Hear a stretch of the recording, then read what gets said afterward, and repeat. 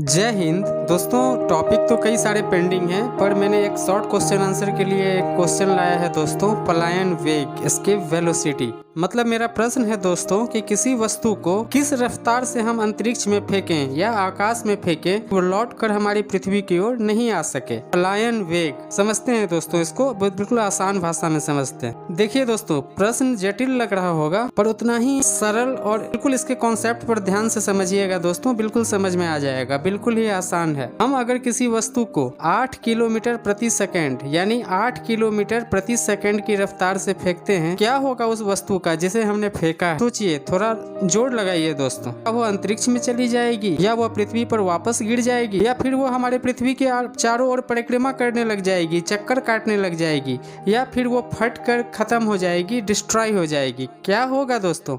देखिए दोस्तों, मान लो हम किसी पदार्थ या किसी ऑब्जेक्ट या वस्तु को या किसी इंसान को 8 किलोमीटर प्रति सेकंड से फेंकेंगे तो जानते हो क्या होगा? दोस्तों, इस क्वेश्चन को समझने के लिए आपको वापस जो आपने 9th 10th की स्टडी की थी अपने जीवन में, आपको उस पर थोड़ा सा वापस आना होगा। जब हमने एक वर्ड पढ़ा था पलायन वेग यानी एस्केप वेलोसिटी। वेग तो सभी पढ़े हैं, वेलोसिटी वेग तो वेग, लेकिन पलायन वेग क्या होता है? क्या है ये पलायन? कहाँ से पलायन? दोस्तों, इस क्वेश्चन अपने दिमाग में डिस्क्राइब करो खुद से भी। क्या है पलायन वेग? शब्द को समझो दोस्तों, नाम पर एक्सरसाइज कीजिए। दोस्तों, इसके लिए आपको हमारी पृथ्वी का पलायन वेग समझना होगा। हमारे पृथ्वी का पलायन वेग जो बनता है दोस्तों, वो है 11.2 किलोमीटर प्रति सेकंड, यानी 11.2 किलोमीटर प्रति सेकंड की रफ्तार से किसी भी चीज को अगर हम फेंकेंगे तो उसका पलायन हो जाएगा, यानी वो हमारे पृथ्वी पर लौट के कभी नहीं आएगी। उसकी जो गति होगी 11.2 सेकंड प्रति किलोमीटर की दर से, वो आसमान में अगर हमने एक बार फेंक दिया तो वो लौट के कभी हमारी धरती पे नहीं आएगी। यही कहलाता है दोस्तों एस्केप वेलोसिटी, पलायन वेग। वह हमारे पृथ्वी पर कभी वापस नहीं आ सकेगा, वो हमेशा के लिए पृथ्वी को छोड़कर चली जाएगी, यानी हमारे इस ग्रेविटेशनल फोर्स को छोड़कर वह चली जाएगी। यदि रफ्तार 11.2 किलोमीटर पर सेकेंड उससे अधिक हुई तो दोस्तों ये पॉइंट को याद रखना है, 11.2 किलोमीटर प्रति सेकेंड जो हमारे धरती की पलायन वेग है। अगर इस वेग से कम हुई तो हम किसी भी ऑब्जेक्ट को उस रफ्तार से नहीं फेंक पाएंगे, वो दोबारा हमारे पृथ्वी पर ना लौट सके, वरना लौट जाएगी। मिनिमम ये स्पीड चाहिए ही या इससे अधिक की स्पीड चाहिए? मिनिमम स्पीड यही है 11.2 किलोमीटर पर सेकेंड।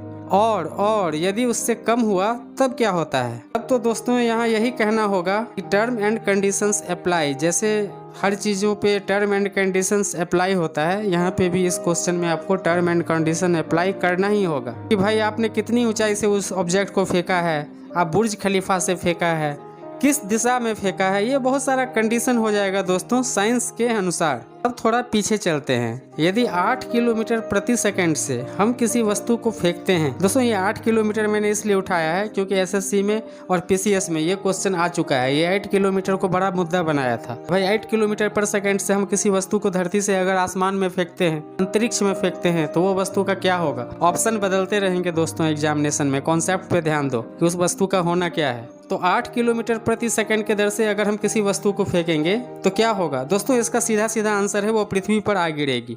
क्यों आ गिरेगी?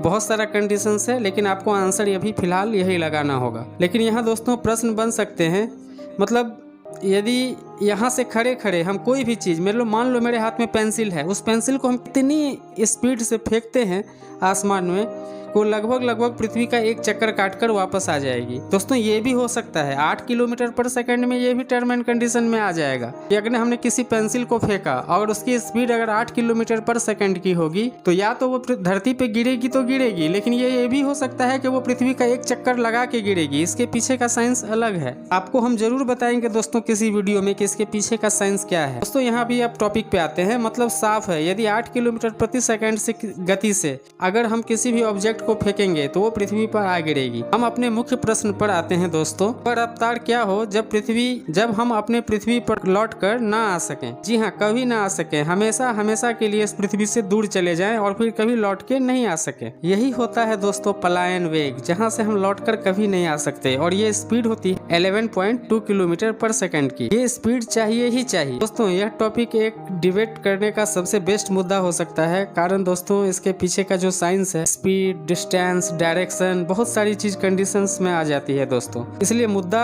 बदल भी सकता है कि भाई हम इस पर डिबेट करें तो बताएं कि हम क्या क्या कर सकते हैं, क्या क्या संभावना बन सकती है। और दोस्तों बिल्कुल साफ और आम उदाहरण है, हमने पलायन वेग को डिफाइन किया है। अगर समझ में आ जाए दोस्तों तो मोटिवेशन के लिए एक लाइक मारो, ठोको। पलायन वेग समझे तो समझे, वरना किताब को पढ़ते रहो। कोई कौन मना किया है दोस्तों, 1000 पब्लिकेशन है, डेली पढ़ते रहो और आपके पास समय 3 साल है। इस चीज को याद रखो जीवन में दोस्तों, वरना चले जाओ, डिसलाइक कर दो, तुम्हारा क्या जाता है, हमें तो दोनों ही पसंद है। मिलते हैं एक नेक्स्ट टॉपिक पे दोस्तों, तब तक के लिए जय हिंद।